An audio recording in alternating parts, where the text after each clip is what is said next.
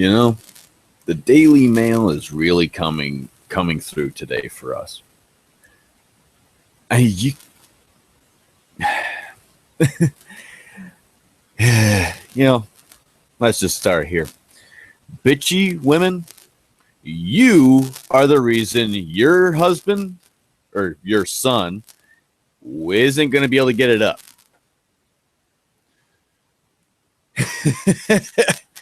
As it turns out, apparently, the reason for the increased number of cases of erectile dysfunction and premature ejaculation, pretty much every type of male sexual problem, is because of his mom. Freud was right. All you women, shut the fuck up. Freud was fucking right. Give it up. As it turns out, the more emotionally abusive and crass that a mother is, and the more irrational her behavior is, apparently all this actually does have an effect on the males, or her male children, and any other male around her. But anyway, we're going with the children. Okay. For all the guys that are having problems, it turns out that about 80% of them it appears, of the guys who had problems in bed, they were also less likely to utter the love word or the L word. Really? Who the hell wrote this thing? Olivia. Oh, why am I not fucking surprised? Anyways. Well, they explain some of the tone in this and the excusing of the mother's how they yeah, okay. Anyways, researchers had wanted to find whether a man's mental state as a child and teenager affects their physical state in the long term. The study concluded basically that men who have more difficulty with sexual functions later in life also tended to fall in love later on, meaning they were the assholes. So for all of you that are not among the 20% of assholes, congratulations. Your junk will probably work when you're 50 because there's apparently stops working around 33. They can continue with like Viagra and stuff, but yeah. But apparently a lot of these physical issues stem from psychological factors, which are effectively focused mainly on the mothers. How that relationship is actually dictates as to, in a way, whether or not you're going to be able to get it up as you get older. Wow.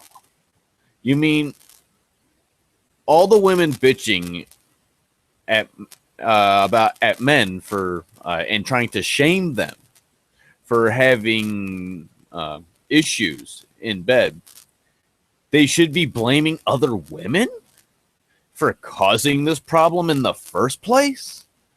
Oh, who could have possibly had ever thought that anything like that could ever happen or should ever happen?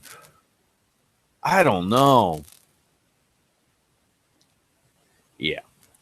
It was on a study of 960 guys. This thing on Daily Mail, they really tried to go and skip over as much of this that they could. It does seem that they want to try and leave as much of this out up to interpretation as possible. But yeah, single mothers, you and your behavior, throwing temper tantrums, throwing a hissy fits, blaming men, screaming at your young son, blaming him degrading any of his efforts or any of his success. You are the problem.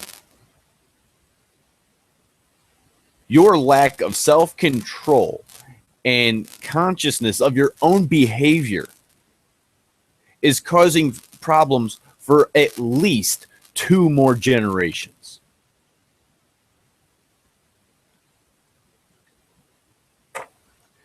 You know, Obamacare came about so that way men could be forced to go and pay for more of the medical bill for women.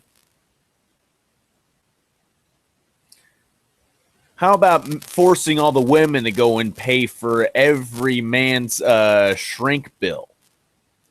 Oh, yeah, because that's something every guy wants to have to go to do when he's in his 40s, have to go and see a sex therapist because he's still having nightmares of his mother screaming and saying how she wishes she could have chopped your father's dick off.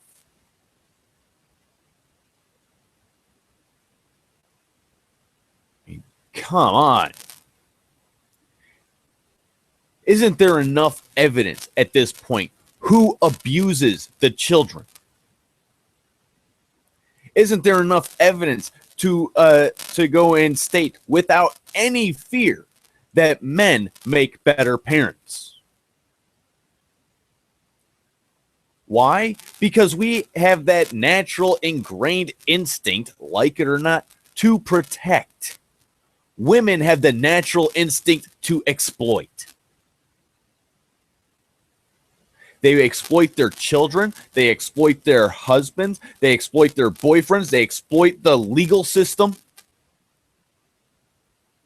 That's all they do. What do men do? While they are doing all of this, we're trying to protect the kids. We're trying to protect our friends. We don't want them to end up getting in the crossfire from some crazy chick throwing a plate.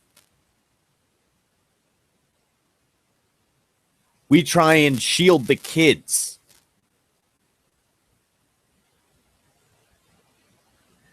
And see, they already found a link a while back. I gotta find the study. It was on phys.org about how all these single moms, right? They are the single most unstable element in any child's life. See, when I was a kid, out of everyone I knew, 2 people had divorced parents. 2. We didn't have all these issues, but we go and look at people over in Taylor or Chicago, Detroit.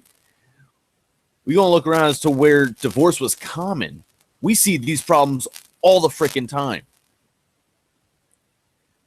Emotional issues made physically manifest. This is not new.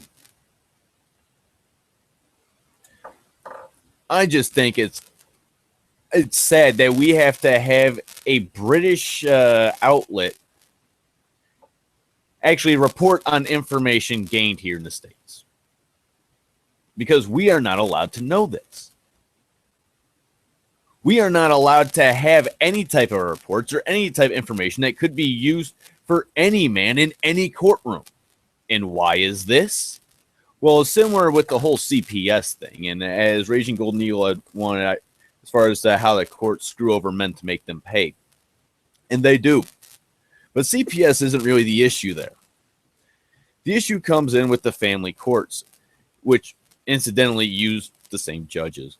Title 4D. All right, what this is, and I'm going to find a link, and I want to put it in the low bar for you. I got to find it. Title 4D basically is for judges, and it effectively mandates that a judge gets a cut The judge specifically gets a cut of the child support payment you pay. It is codified. It is law to steal from your children. So any man out there, any MRA trying to go and get any type of bill passed saying all the money given needs to be spent on the child will never pass and can never pass, because not all the money gets to the kid. The judge takes a direct cut. His job is to take as much money from you as humanly possible. His job is to extract every drop of blood from your body. Why? Probably so he can go and pay his ex-wife. The only way to fix this is no marriage. And for any traitor trying to go and claim traditionalism, right here.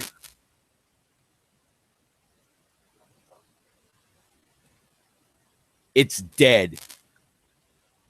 Let it take it off life support.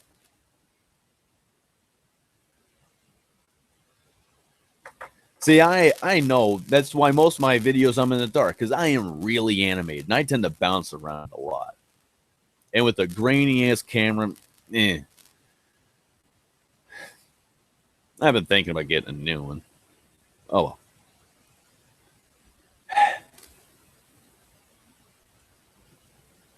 This has got to end. I know some people going to say, well, we have to go. And at first, I'll be honest, I didn't have an issue with the whole concept of married MGTOW because of how I looked at it, how I had perceived it. And that was wrong of me. I had assumed that married men would have gotten the clue that MGTOW should be open to men who are incidentally married. After seeing some married MGTOW's videos and listening to you guys go and complain about how the rest of us need to understand. No, the rest of us do understand. The rest of us at one point in time have been where you are. The rest of us have been drugged through the court system and stripped of any scrap of humanity. And you want us to try and revert back?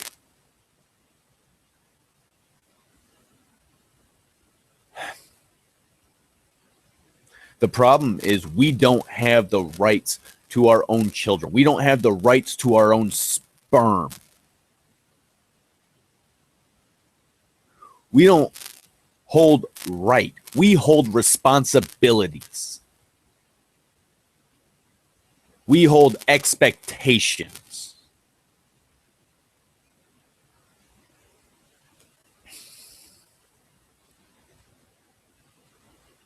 That is why it is a joke when someone attempts to shame a MGTOW. It's a joke. Why? There isn't anything anyone can say to make us feel as low as the courts or our exes have already made us feel in the past. And when you come against something like that, in a way, you are attacking someone who has nothing left to lose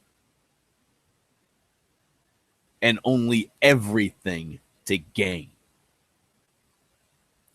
That is a motivated person. That is MGTOW. We are motivated in our own ways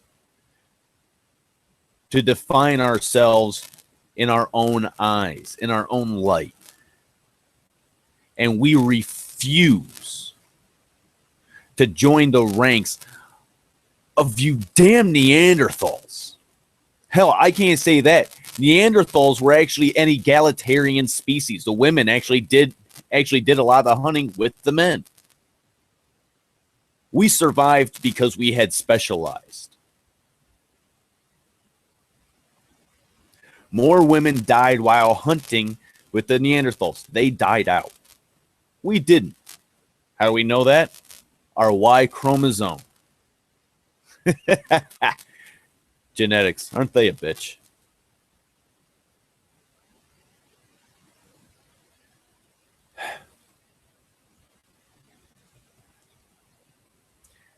I think has gone on long enough.